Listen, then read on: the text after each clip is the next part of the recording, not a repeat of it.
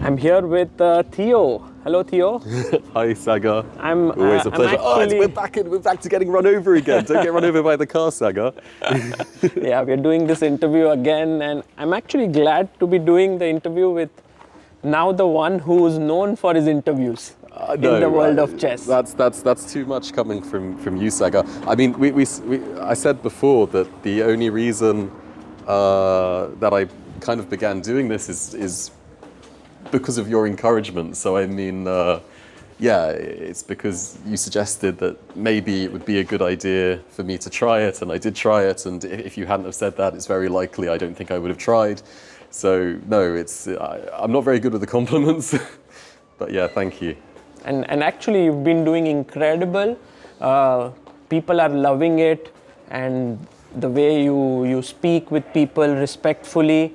And I would love to talk on that and those interviews, but our talk is on a completely different subject. Yeah, it's the duality of my work and my life. I will just say on that, you know, the compliments are very lovely. My mum loves reading them. I find them very overwhelming, and yeah, of course, it would be nice if people also notice the player and what the player's saying and stuff like that, rather than yeah. But it's very nice to see overall, and my mum really likes it. But yeah, I imagine we've probably got maybe some hefty topics you want to grapple with today. For sure. I mean, it's just one topic. It came out yesterday, and I think absolutely no one knew about it. It was Take, actually partnering with Lichess, and this has actually kind of shook the chess world in a way. I don't know what... Oh, careful. Oh my goodness. I'm fine. I literally got shook up, yeah. I didn't warn you, you know, and that's what happens when I don't warn you. You're taking the other steps so well. No, I'm fine. I'm glad to hear it. Yeah, it's something that is huge. I want to put, first of all, things into perspective from your angle, like what this partnership means. But before that, how has been the reaction at your end? Because it's been around 24 hours since the news came out. Yeah. I mean, the reaction's been very interesting overall. You know, getting mentions in Reuters and stuff like that, it's not an everyday occurrence for Lichess. I think on the whole, the sort of approach that the community has taken and stuff has on the whole been pretty positive. Which I don't find particularly surprising in some ways, because what we're doing with Take, we've done in the past with some kind of other entities, not to the same level, but for example, these like electronic chessboards that people have, you know, they use like Lichess APIs, for example, and it's like a commercial product which is being purchased and used purely relying on Lichess APIs. So yeah, I think the reaction generally from the community has been pretty positive, but there are understandably maybe some worries and hesitations as well from the community too. But I think about 90% positive, which is quite cool to see. For all those people, maybe very few, who are not aware of what has happened, could you explain it in your words? What kind of partnership you have entered into with Take? That's a very good point. Probably should have touched on that first. No, that's fine. So essentially Take approached us earlier this year, and they had a very unique proposal, which was they wanted to expand into the online play of chess, a playzone.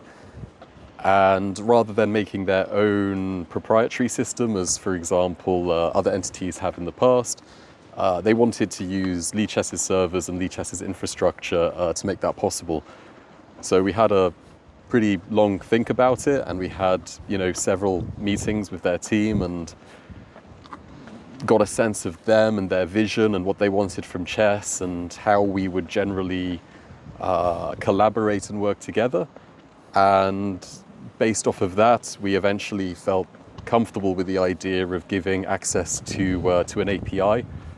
Which is, you know, a kind of code which allows servers to communicate with each other, which would essentially allow them to use the Lichess servers for their playzone. So it's the first time we've opened up that API to another entity that isn't Lichess, but it's not the first time that we've allowed playing on Lichess to happen through APIs in general. For example, the board APIs, which I mentioned earlier. There's a little buggy coming, by the way. Yeah, I'm actually... Another one to add to the compilation.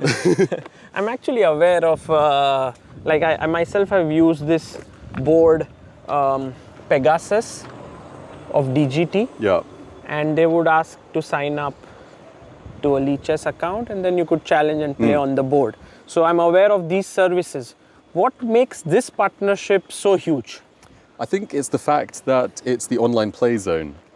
It's the first time an entity in chess has decided to partner with an existing provider to make an online play zone. And I think to some extent it's also the dynamics of the chess market in general. When you had PMG merge with chess.com. Play Magnus Group, yeah. Yes, this ultimately created, it's not maybe quite a monopoly in the legal sense, but maybe in the kind of colloquial sense, it created a very strong market force which had a significant share of the market, which is very difficult for any other entity to realistically break into, apart from Lichess, which already existed. And we've seen over time that merger perhaps has not been the best thing for chess and the chess community. Why would you say that? We've seen, I think, a decrease for everyone in the general, usefulness and just general function of the platform. For example, for normal users, there were already high paywalls. They've changed all of their pricing structure, so you basically pay the same amount of money or more for less than you used to get. That's, they're allowed to do it, but it's not in the best interest of the community. And we've seen events go down, like the Champions Chess Tour has decreased significantly. Pro Chess League was cancelled. A lot of the events which are now online aren't actually funded directly by chess.com. For example, Freestyle Fridays, etc. And this overall maybe is also bad for the players, that the players have less tournaments that they can play. And, you're seeing a lot of general practices maybe which personally I'm not entirely comfortable with. Things to do with like the use of personal data, general kind of changes there, mass layoffs. I don't think these things are really in the community interest for chess. I understand chess.com, is a corporate entity and they need to generate profit. It's their legal purpose for their shareholders, etc. But ultimately, I don't think that kind of psychodrama that chess.com has to hit is really something particularly relevant to the chess world. The chess world, should have a healthy ecosystem and a better ecosystem, and it shouldn't be at the mercy of essentially, one large American private equity-owned company. So I think that's one of the biggest dynamics. You have Take, which has quite significant backing behind it. Partnering with Lichess, it's potentially a complete shake-up of the chess market in general and maybe changes that market dominance angle. What about their proposal made Lichess take this seriously? Because a question to many people is, why would Lichess get into this? Yeah, it's a very fair response. I think there's a few angles and arguments from that perspective. The first one is simply, having met with Take and discussed with them, they at least give the very earnest impression of, wanting the best for chess. They want to invest into the chess ecosystem, they want healthier competition, and we also want that too. We think any of our peers in the market who want the best for chess, who want the game to grow, they will want a healthy market, they'll want healthy competition. So if anything, I feel our kind of peers should welcome this overall as being a beneficial move for the chess community. But also with Take, there's just a lot of strategic interest there too. Being completely kind of cutthroat about it, this is ultimately good for open source, and if it succeeds, that's good for open source, and if it fails, we just return to the status quo, which is Lichess and chess.com existing. The other things in between that, the other possible outcomes, presumably Take could make their own platform, that succeeds, and then we're between two corporate entities, or they make a platform and it fails, okay, it goes back to the status quo, or they partner with chess.com, and chess.com get even more market share, and Lichess is to some extent a bit more, even more isolated than it was in the past. So I think strategically, thinking about it also just as a pure zero-sum game, this is one of the outcomes which makes the strongest sense for us, whilst also not compromising our values or philosophy or ideology in any way. When I got to know about this news, and perhaps this question is not for you, it should be asked perhaps to take, but maybe if you have any thoughts on this. They already had a working relationship with chess.com, where they were doing their Title Tuesday broadcast and so on. And Magnus is, of course, part of of both entities. He's the brand ambassador there. He's also a stakeholder here in Take. So why did they decide to do this with Lichess and not with chess.com? Yeah, I mean, I think their CEO, Magnus Carlsen, I think he mentioned this a little bit in a video he did yesterday, just saying that they ultimately seemed to come to the opinion that their visions were not aligned with what they wanted for chess.com and Take. And he gave an example of requesting like some APIs that he emailed asking chess.com to provide, and they didn't. He gave another example as well about their cooperation with regards to Title Tuesdays, and there was some dissatisfaction or unhappiness there. So, I think perhaps in theory that could have been on the table at one point, or on the cards at least, but it seems that what I would consider to be anti-competitive practices by chess.com perhaps took that off the table, and if anything, maybe this was a bit of a short-sighted move by chess.com to treat Take in that way. But I think for any more information or any more insider info, you'll need to discuss with Take and Magnus Carlsen directly. Sure, I hope to do that in the days to come. But coming back to Lichess, overall, has there been a change in strategy for Lichess? And you being one of the kind of main decision makers along with, let's say, Thibault, when such a thing came about, Lichess as an entity has kind of tried to remain away from all of these partnerships and so on. Yeah. So do you see something changing? It's your time to warn me. Yes. I think the change is ultimately within the ecosystem, the chess ecosystem. We're reacting to that. We've always, as you said, been pretty neutral, but all of what we've done has always been for the best interests of what we feel are for the chess community, for people who are interested about chess, for people who just want to play chess.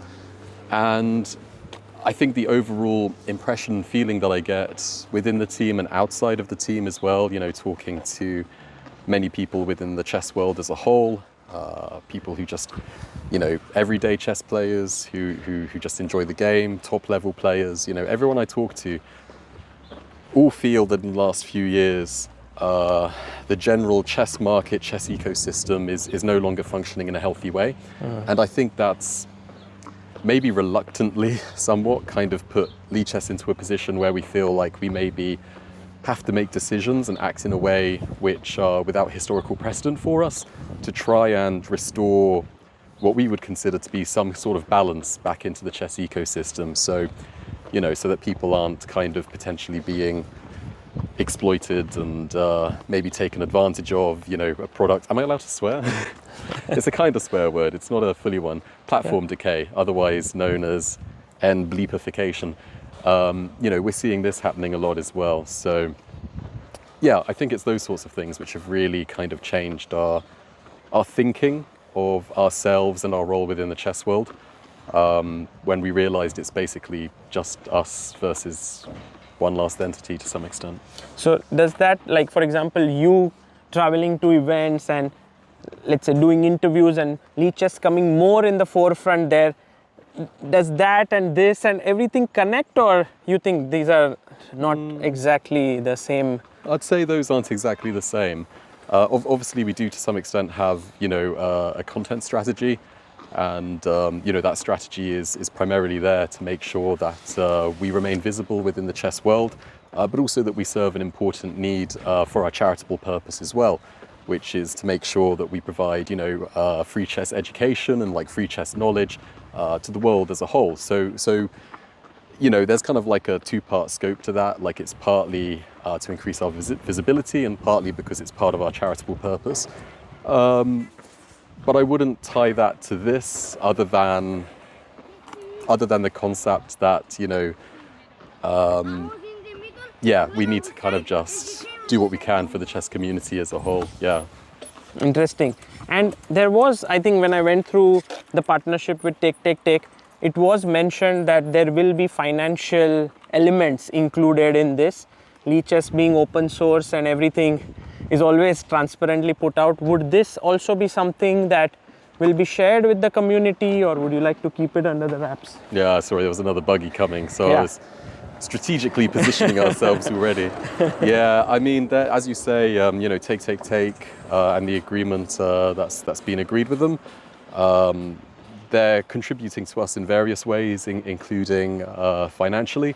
I believe Mats-Andre Christiansen in his Ask Me Anything on Reddit yesterday, he highlighted that he doesn't believe that, Lichess should be left out of pocket if we're helping to support their infrastructure and playzone in this way.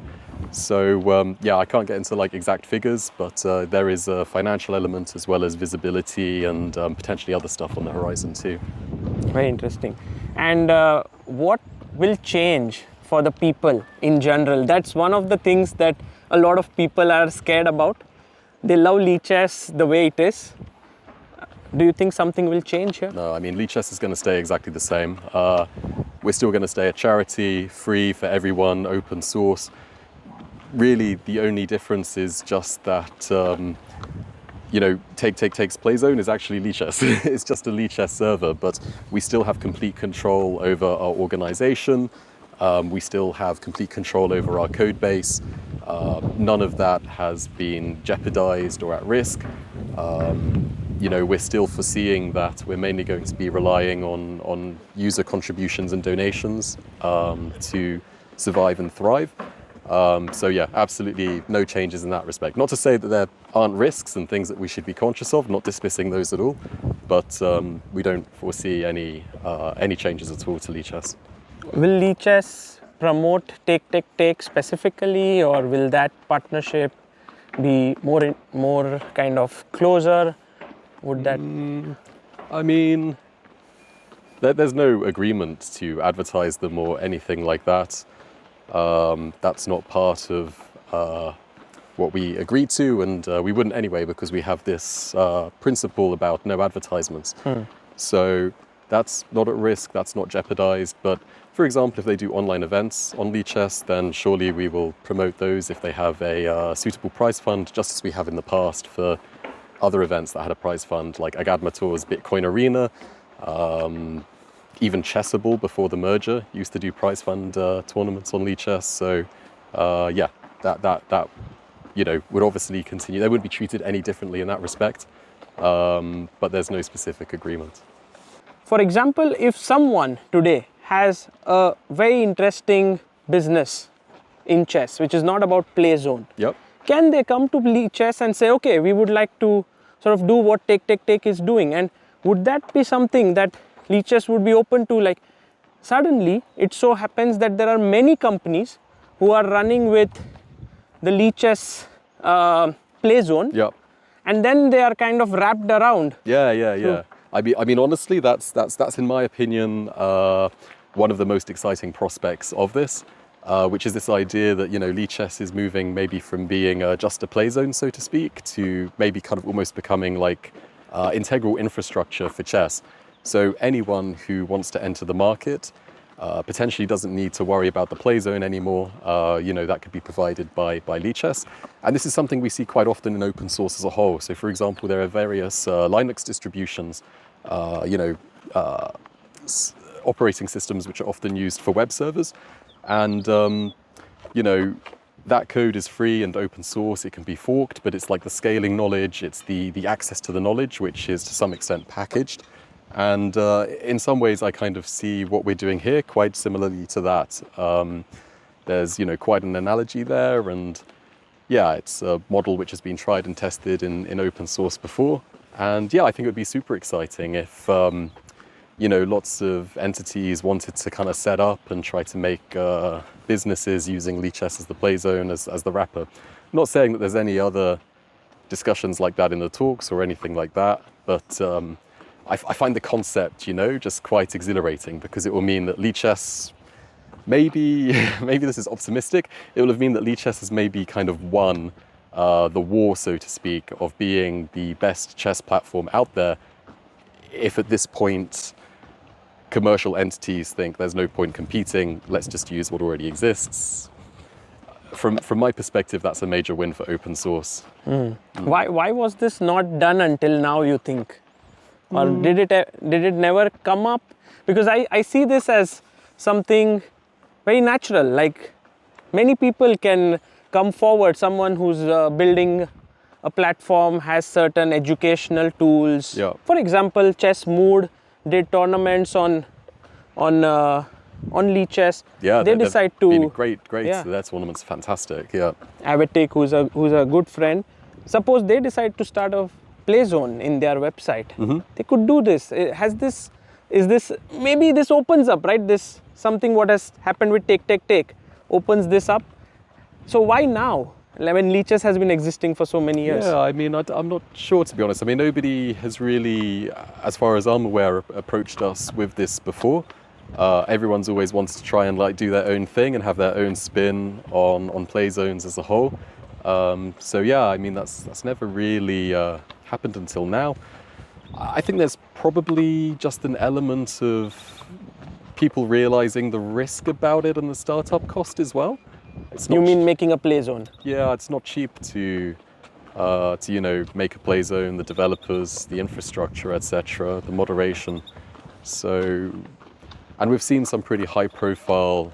I don't really want to call them failures, but we've seen some, you know, lack of success in that space, even with entities that have a lot of capital behind them. So I think, yeah, maybe it's just they've kind of seen that happen, and they're realizing, okay, it's actually quite risky to do that, and this is I think player liquidity is very difficult to get, yeah? That's also an element too, the cold start problem.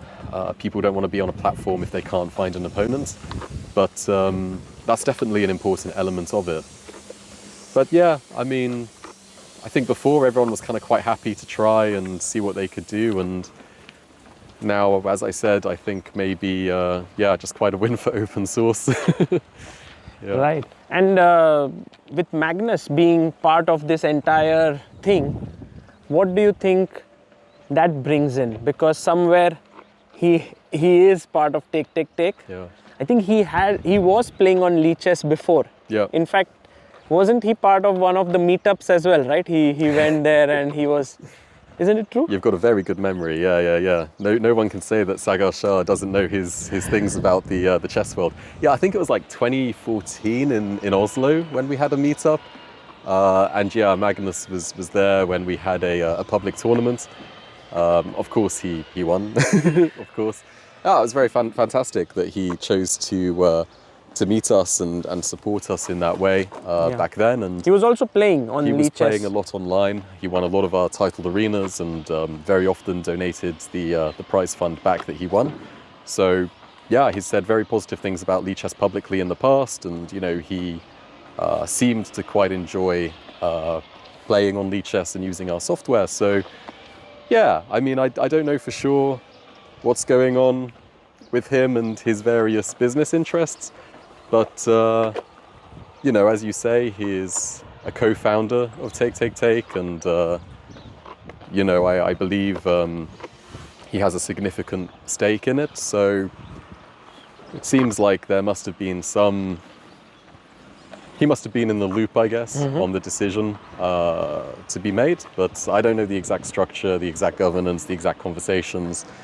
Again, maybe a better one to ask Magnus or Mats Andre Christiansen. Yeah. I mean, it's definitely an interesting topic, and it's going to be very interesting to see the response of chess.com to this overall. You know, I noticed, for example, that the Instagram post which Take released, they had to change it, and I don't know why they changed it, but I have my suspicions that they were basically, given some kind of legal notice or something like that. But I don't know for sure. It's just So speculation. the post had, I think, Magnus on it, right? Yeah.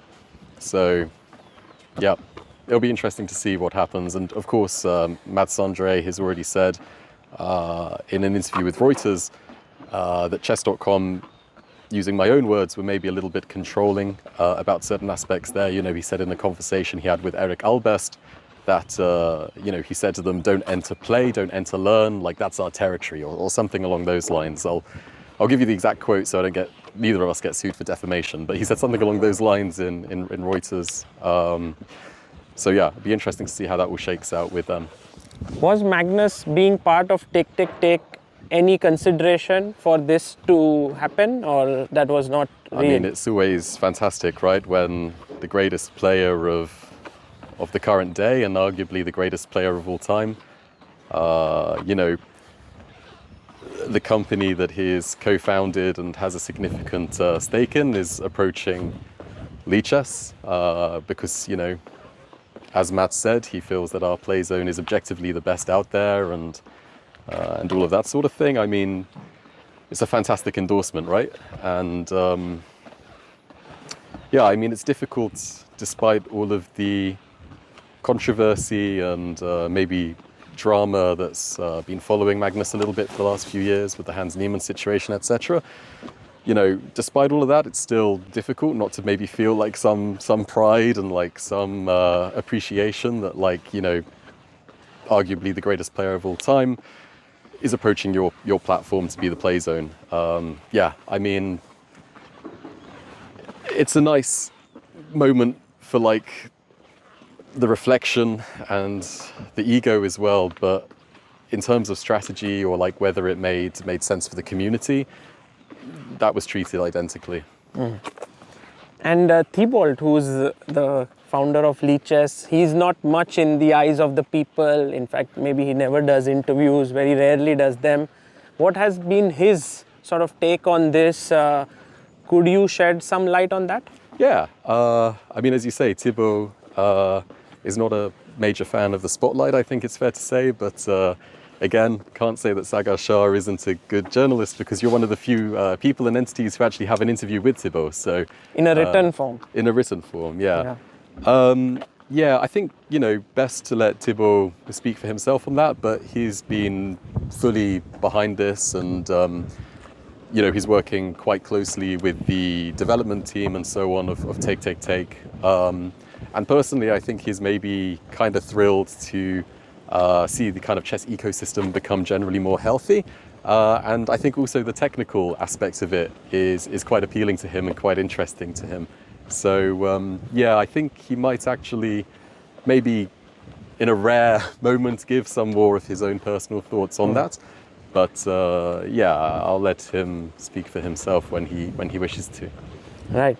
And Theo, finally, I want to know if, let's say, everything pans out in the best possible way, like all outcomes are best for Lichess as well as Take, how do you see this panning out? Yeah, I mean, it's very early days, right? Day one, and we'll have to see. But, what I would like to see for chess overall is just, there's so much potential, I think, for things that could be done in a really positive way for chess. And I don't think it would actually require so much capital. You see something like freestyle, for example, great idea, great tournament, probably spent 20 million in 1 year on all the events that they did. And, from my perspective, if you had a 20 million injection that you wanted to do it in chess, you could do it in a way that left far more legacy than freestyle has. It's benefited a few top players. But for example, if you had that, in certain countries, for example, India, where, chess is really expanding and becoming so big, even a fraction of that could create so much difference. I mean, you're doing fantastic work in schools and orphanages, but imagine if, there was a structured budget for that and, with objectives, you could, there's so much things you could do, and just so much positivity that could happen to actually get people all around the world, you know, not just India, learning chess, playing chess, opportunities for the parents as well, who often, when they have promising kids, they can't take the time off work to go with them to tournaments.